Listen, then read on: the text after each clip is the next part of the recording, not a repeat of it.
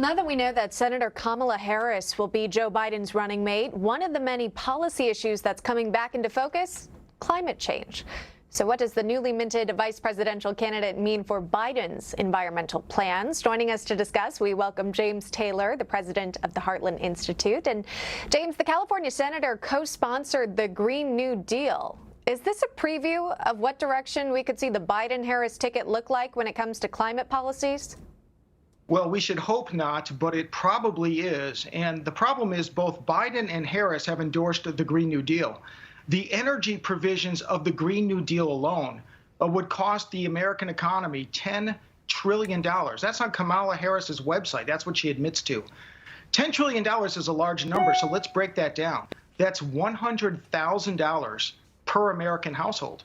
And most American households don't have $100,000 sitting around just to meet the climate provisions of the Green New Deal, let alone everything else that would be part of the Biden-Harris ticket. So then who ends up really paying for it, right, James? That's the question.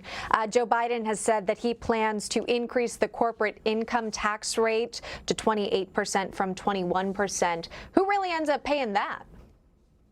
Well, it's the people that buy products in this country. And by the way, raising the corporate income tax from 21% to 28% will not even come close to paying for the climate plan that Kamala Harris and Joe Biden have proposed. That's not going to raise $10 trillion. It's a drop in the bucket. What this program would do is force us to become pretty much a socialist country because the money otherwise is not out there.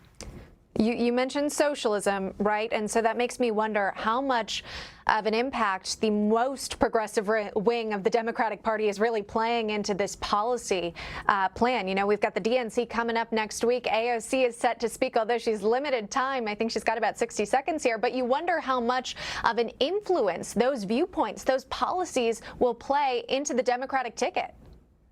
Exactly, because AOC's Green New Deal resolution that she proposed in Congress, I mentioned the climate provisions of the Green New Deal, but that's only a small slice, because much more is thrown in terms of health care for everybody, housing, jobs for everybody, et cetera. And AOC's Green New Deal plan would be $100 trillion, just a hair beneath that. That's almost $1 million per household. Again, that's just ludicrous. There is no way you cannot pixie dust that into existence. And one other point that's very important is they make it seem like this is a pro-environment plan. But according to a Harvard University study, to meet our current electricity needs with the wind turbines necessary to go zero carbon, according to Kamala Harris and Joe Biden, we would need to cover 1/3 of America's land area with wind turbines.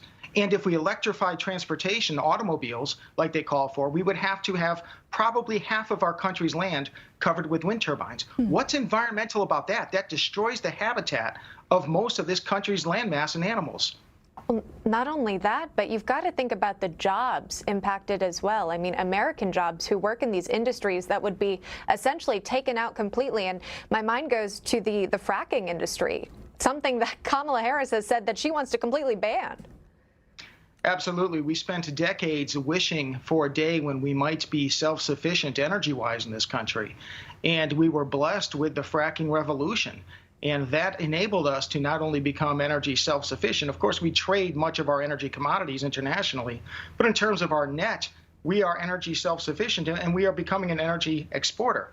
And as soon as we do that, we have the Biden-Harris ticket that says, no, let's kill the golden goose that enabled us to be energy independent, that brought in all this wealth from energy production, and let's instead rely on Chinese-supported, Chinese-supplied wind turbines and solar panels. It's just a lose-lose situation for the environment and the economy. You know, what's so interesting is Joe Biden has long time been categorized or described as someone who's more moderate, right? More in the middle. And yet with these policies, are we just seeing him being pulled more and more to the left?